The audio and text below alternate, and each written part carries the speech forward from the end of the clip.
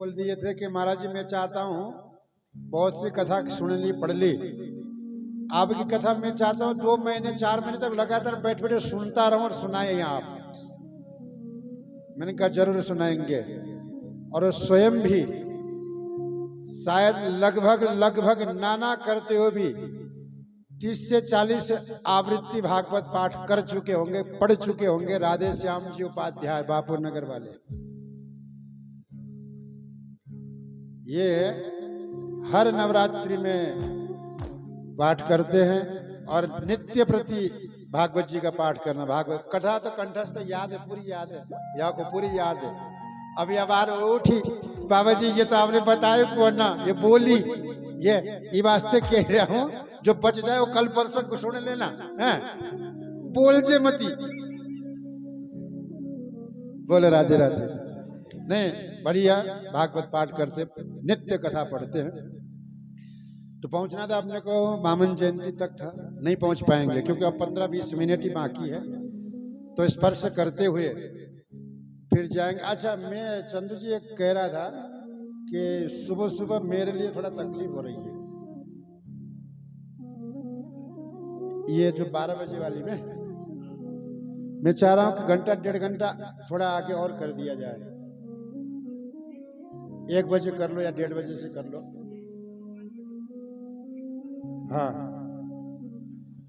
1 से 5:30 बजे तक कथा कर ले आप ना, क्योंकि सुबह सुबह ठाकुर जी की सेवा में मेरे बड़े स्वयं को बनाना फिर भोग लगाना पवाना, ये 12 बजे तक मैं नहीं कर पाऊंगा। पाठ भोजन भी आप लोग करना तो मैं पूरा नहीं, क्योंकि हमेशा कथा होती है 2 बजे से 5 बजे, 2 इस समय में, तो उस समय तक हम लोग कर पाते हैं। अब 12 बजे ही है। और अन्य कथा व्यास का तो क्या रहता है कि जो बने सो मिल जाए, जो खा ले पी ले, खुद की नहीं रहती है अपनी मर्जी से। तो मारो तो नियम ही बड़े टीढ़ी है भाई साहब, खाई करूँ है ना। हाँ तो मैं सोच रहा था कि चंदू जी आ जाए तो बोल लूं, आ जाए तो बोल लूं।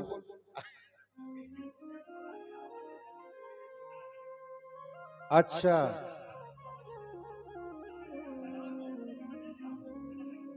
अच्छा अच्छा अच्छा, तो 5:30 बजे जिम लीजिए। ये 4 बजे कौन सा जिम आई है, कौन जिम रही है 4 बजे? हाँ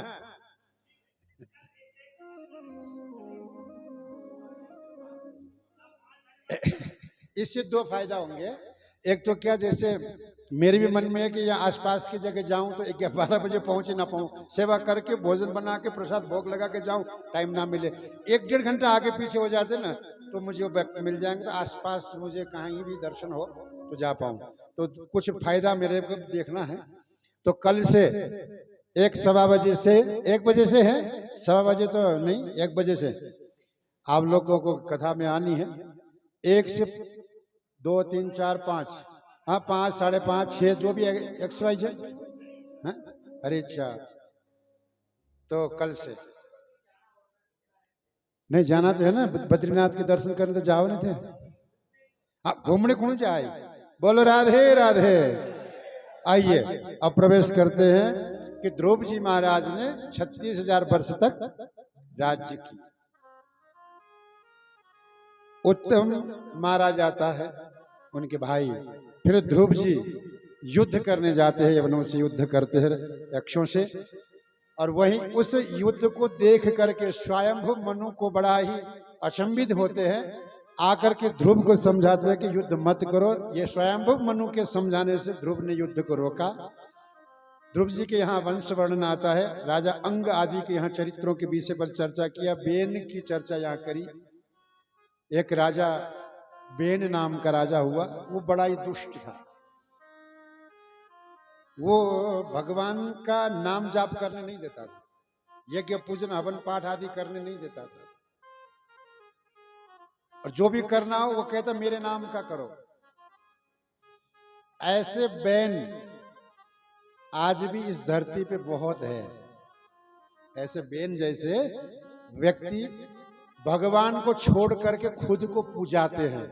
भगवान को पूजा मत करो, मेरा ही पूजन करो, मेरे तस्वीर रखो, मैं हूं सब कुछ, ऐसा कहने वाले राजा बेन की तरह दुष्ट इस धरती पे बहुत है अभी भी। तो इसलिए राजा इस बेन भी ऐसा दुष्टता करता था कि खुद की ही पूजन खुद के लिए ही करता था। अगर किसी संत ने, किसी ब्राह्मण ने, किसी भक्त ने भगवत नाम की आराधना की, यज्ञ अनुष्ठान किया, तो उसमें मंत्र भी ये खुद अपने नाम का ओम बेनाय स्वाहा बोलो ऐसा कह करके मंत्र देता था। बड़ा ही उद्दंड, पूरे प्रजा को बड़ी दुख दे करके परेशान करके रख दिया। तो संतों को दुख देने लगा। फिर महाराज संत कुछ दिन तो सहन करते हैं, जब ज्यादा ही जब होता है तो फिर तो हमारंभ संतों के द्वारा। संतों ने देखा कि अब बात बहुत आगे बढ़ चुकी है, तो संतों ने हुमारंभ कर दी, हुम मंत्र का प्रयोग किया, राजा वेन का उद्धार कर दिया। बोले राधे राधे। ये राजा बेन की मृत्यु के पश्चात यहां प्रजाओं ने देखा कि राजा के बिना राज्य में अराजकता फैलती है, तो राजा जरूरी है। तो इसी बेन के जंघाओं का मंथन किया गया, दोनों जंघाओं का। इस जंघा के मंथन से दाहिने अंग से पृथु महाराज और वामांग से अर्ची महारानी प्रकट हो गई। ये लक्ष्मी और नारायण के स्वरूप थे। तो इन दोनों का विवाह हुआ, पृथु महाराज और अर्ची महारानी की। और पृथु महाराज ने दिव्य राज्य शासन चलाए। उनके राज्य में प्रत्येक प्रजा प्रसन्न आनंद चित्त से रहते थे, जिसमें बेन के कारण से पृथ्वी ने समस्त औषधियों को अपने अंदर छुपा के रखा था। राजा बेन ने उस औषधियों को शोधन करके, दोहन करके समस्त प्रजाओं के लिए दिए। अलग अलग नगर स्थापना किया, अलग अलग ग्राम स्थापना किए। एक बड़ा दिव्य नगर का इन्होंने बना करके राज्य शासन चलाए। और उस राज्य में सब प्रसन्न आनंदित रहे, क्योंकि साक्षात ये लक्ष्मी नारायण के स्वरूप के थे। और इन्हीं पृथु महाराज ने जो नगर बसाए, इन्हीं पृथु महाराज की जो राज्य हुए है, उसी कारण से आज इस जो है पिंड, इसको पृथ्वी कहते हैं। ये ग्रह, ये एक पृथ्वी ग्रह है। नहीं तो पहले इसको पृथ्वी नहीं कहा जाता था। ये पृथु महाराज के कारण से, इनकी व्यवस्था के कारण से इस पिंड को, इस ग्रह को, इस अथवा इस लोक को पृथ्वी लोक कहा गया।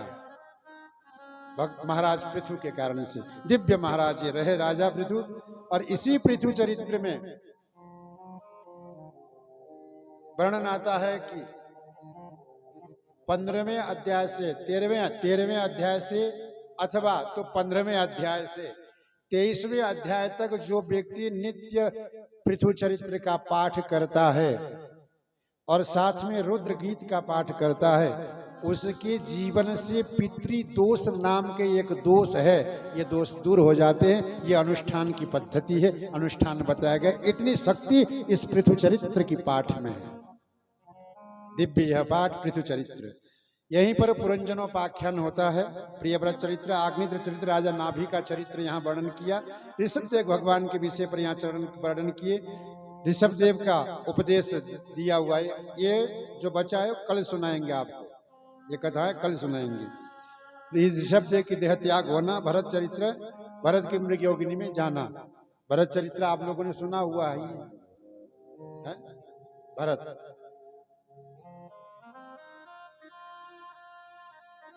जो बाद में जड़ भरत के नाम से भी प्रसिद्ध हुए, अपने आप को जड़वत बनाए।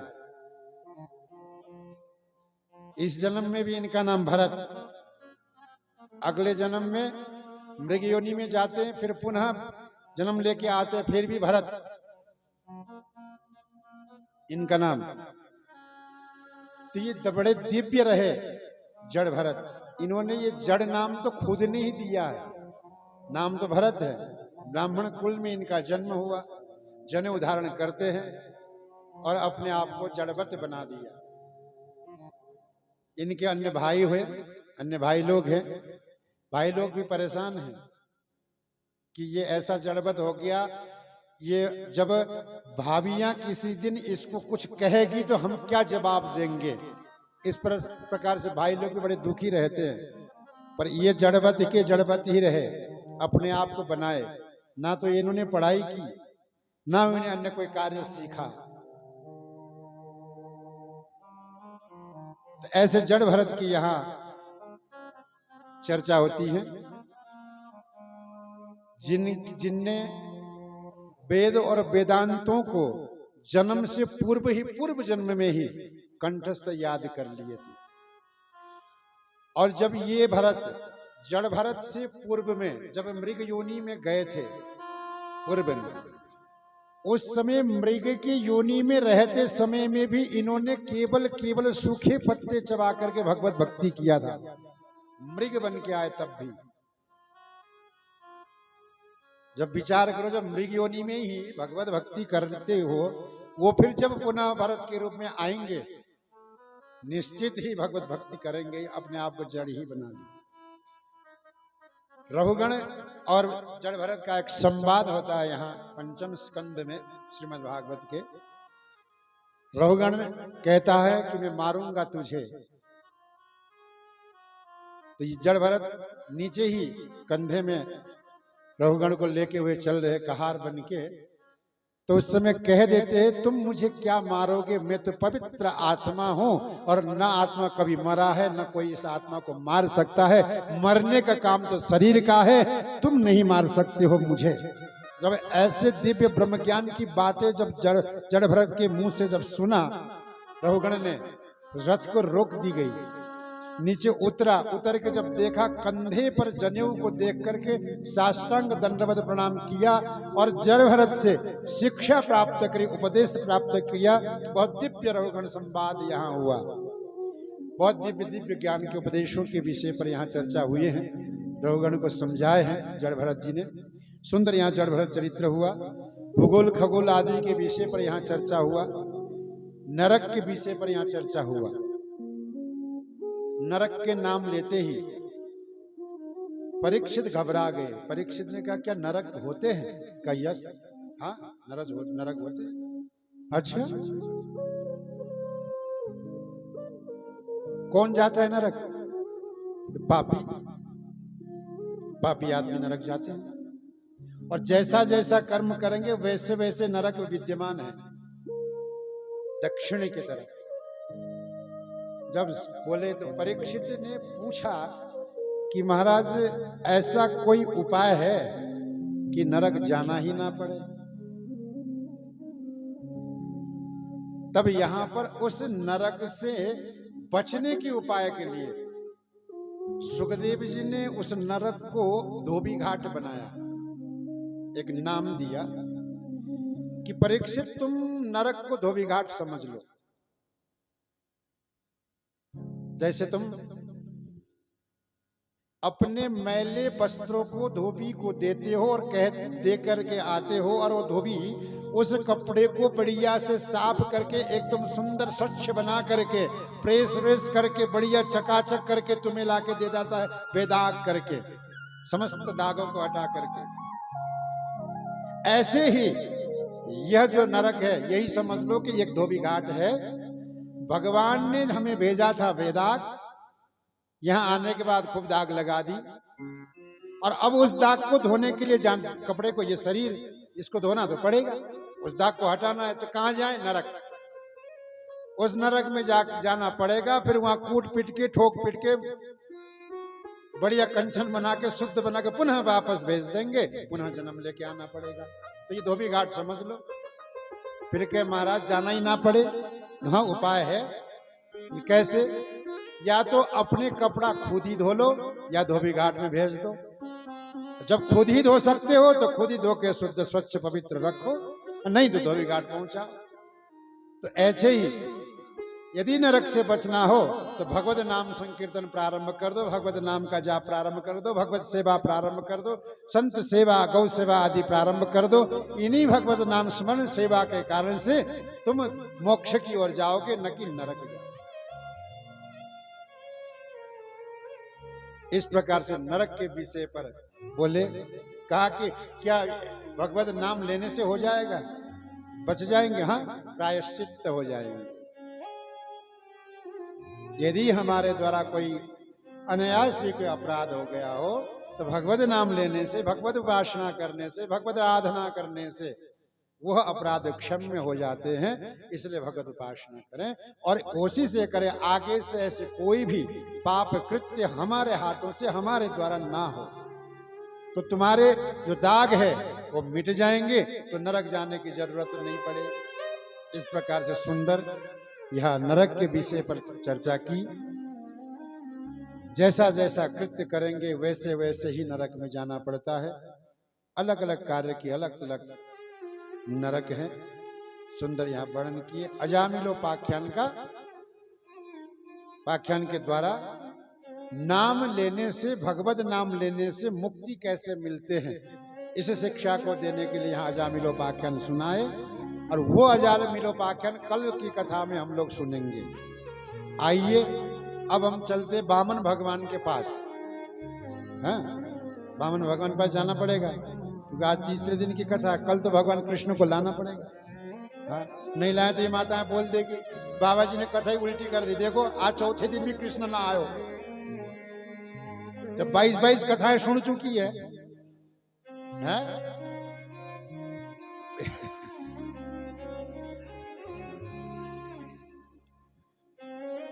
तो इसीलिए तो वामन भगवान को बुलाते हैं।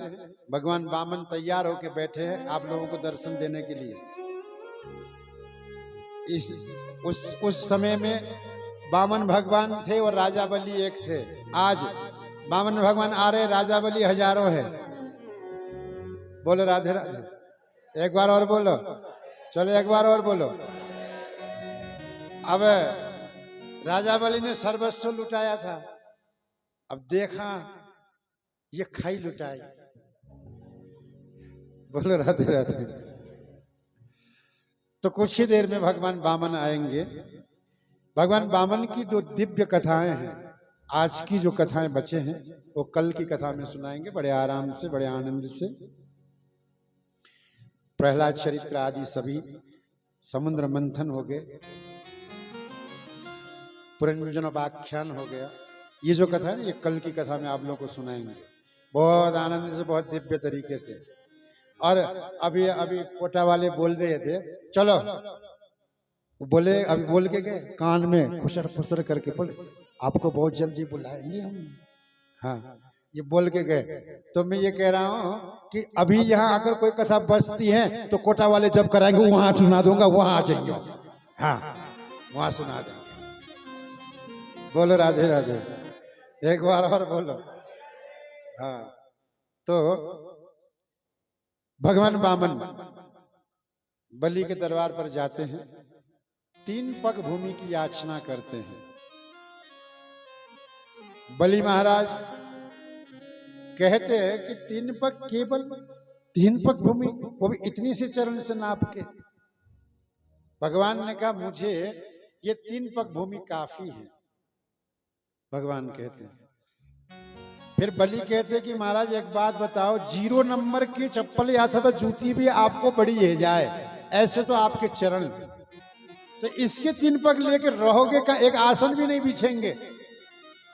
तब भगवान वामन ने बड़ा दिव्य यहाँ कहे कि मुझे आसन की जरूरत नहीं, मुझे कोई प्लॉट की जरूरत नहीं, मुझे कोई 4 फीट 2.5 फीट जगह की जरूरत नहीं, मुझे तो किसी के दिल में तिल मात्र भी कोने में एक जगह कोई दे देगा ना, उस दिल के अंदर के उस तिल मात्र के कोने में भी सिंहासन लगा करके उसके निमित्त में बैठ जाता हूं, कोई देने वाला तो हो।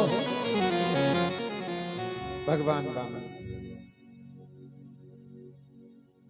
फिर कहानी तो पूरी कथा तो कल ही सुनाएंगे। अब तो वामन को बुलाते हैं, 3 पग भूमि होता है, नापते हैं, रख देने की जगह नहीं होता है तो बलि के ही माथे पर चरण को रख देते, कृपा कर देते, सुतन लोक के राजा बना देते। यही कथा है। आइए भगवान वामन का आह्वान करते हैं। बोलिए वामन भगवान की जय हो। तो वामन भगवान का दर्शन करेंगे इस भजनों के साथ साथ और पूजन करेंगे। और कल की कथा भगवान कृष्ण की जन्मोत्सव की है, ध्यान देना। और कल आप सभी लोग आधा किलो टॉफी जरूर ले आना। क्या हुआ? नाना मैं लेके नहीं जाऊंगा, यही बांट दूंगा मैं। अरे मेरे बाल बच्चे थोड़ी जो टॉफी ले जाऊंगा, कमाल कर दी। बोले राधे राधे। यही छोड़ दूंगा आप लोगों के लिए, तो आप सभी लोग मिल करके आधा आधा किलो जरूर ले आइयो और यहीं से लुटाएंगे। बोलो राधे राधे। राधे राधे। आइए। हरि वामन का रूप बनाए, बलि राजा को छलने आए।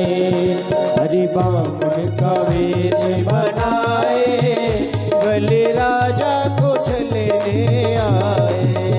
हरि वामन का वेश बनाए, बलि राजा को छलने आए। हरि वामन का वेश बनाए, बलि राजा को छलने आए।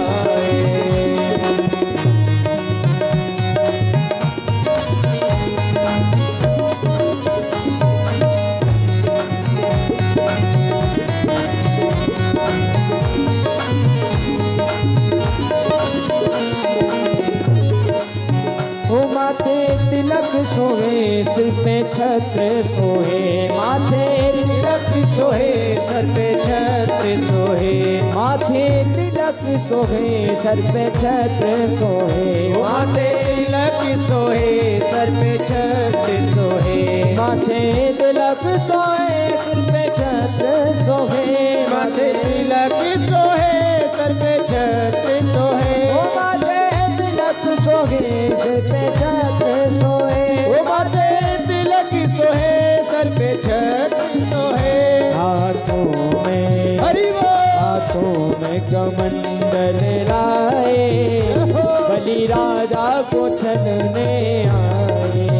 ओ हरि वामन का वेश बनाए, बलि राजा को छलने आए।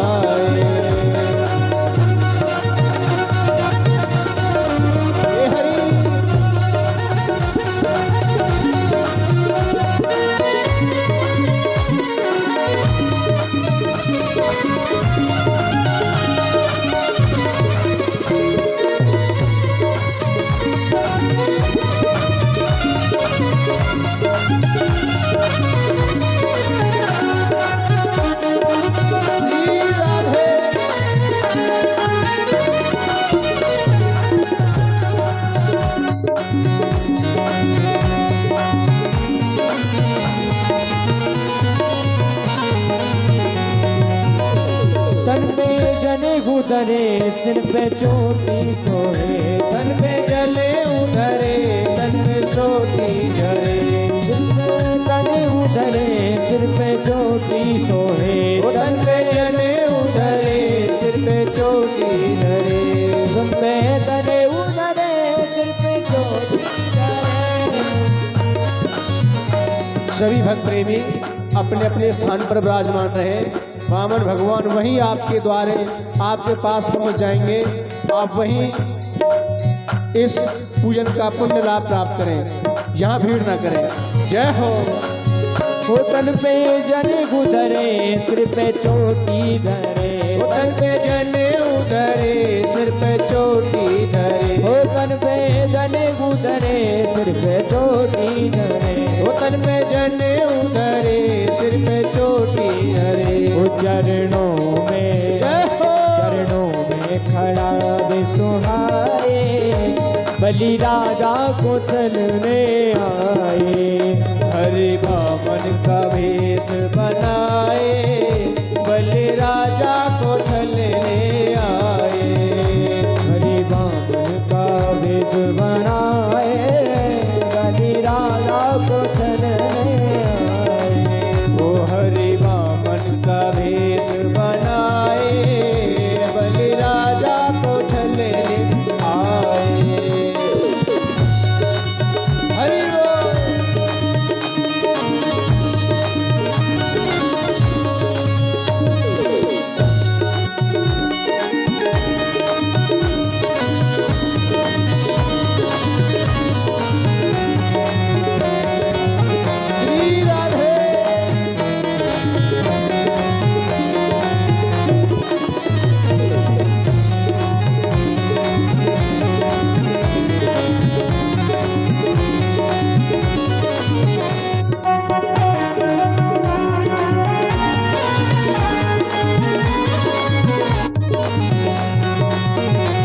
तेरे द्वार खड़ा भगवान, तेरे द्वार खड़ा भगवान, भगत भर दे रे झोली, भगत भर दे रे झोली, भगत भर दे रे झोली, भगत भर दे रे झोली।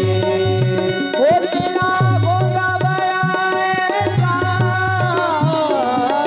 होगा बड़ा एहसान, कि युग युग तेरी रहेगी शान, भगत भर दे रे झोली, भगत भर दे रे झोली। ओ तेरे द्वार खड़ा भगवान, भगत भर दे रे झोली, भगत भर दे रे झोली, भगत भर दे रे।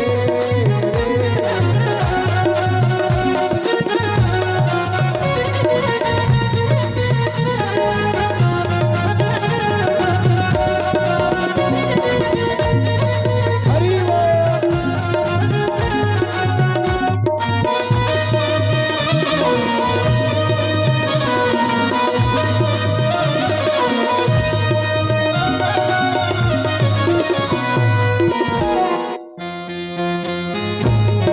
हरि बोल।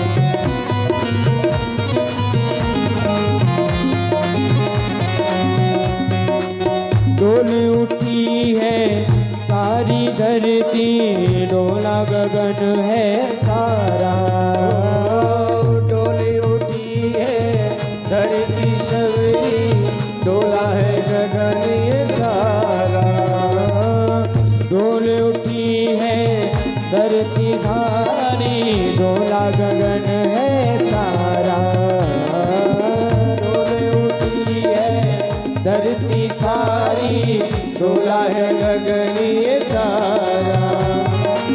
भीख मांगने आया तेरे घर, जगत का पालनहारा, भीख मांगने आया तेरे घर, जगत का पालनहारा।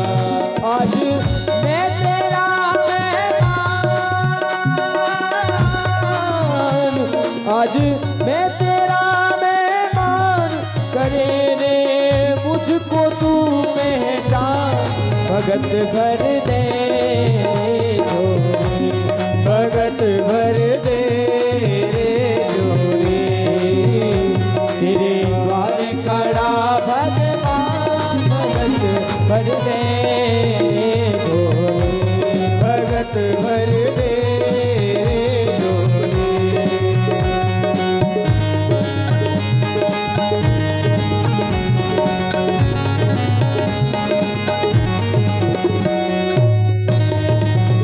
हरि बोल।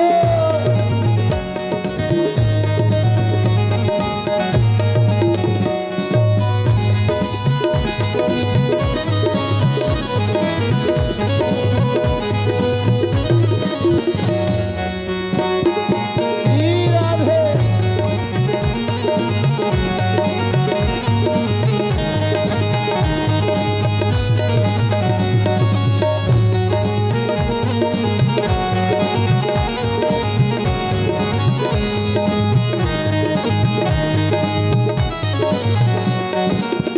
आज लुटा दे सर्वस अपना, मान ले कहना मेरा, आज लुटा दे सर्वस अपना, मान ले कहना मेरा, आज लुटा दे सर्वस अपना, मान ले कहना मेरा, आज लुटा दे सर्वस अपना, मान ले कहना मेरा।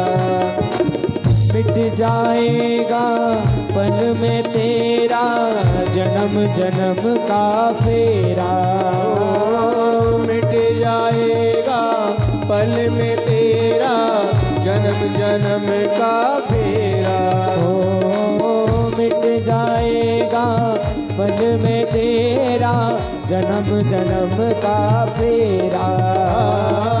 मिट जाएगा पल में तेरा जन्म जन्म का फेरा। तू छोड़ सकल अभिमान, छोड़ सकल अभिमान, अमर कर ले तू अपना नाम। भगत भर दे रे झोली, भगत भर ले झोली, भगत भर दे रे झोली, ओ भगत भर दे झोली।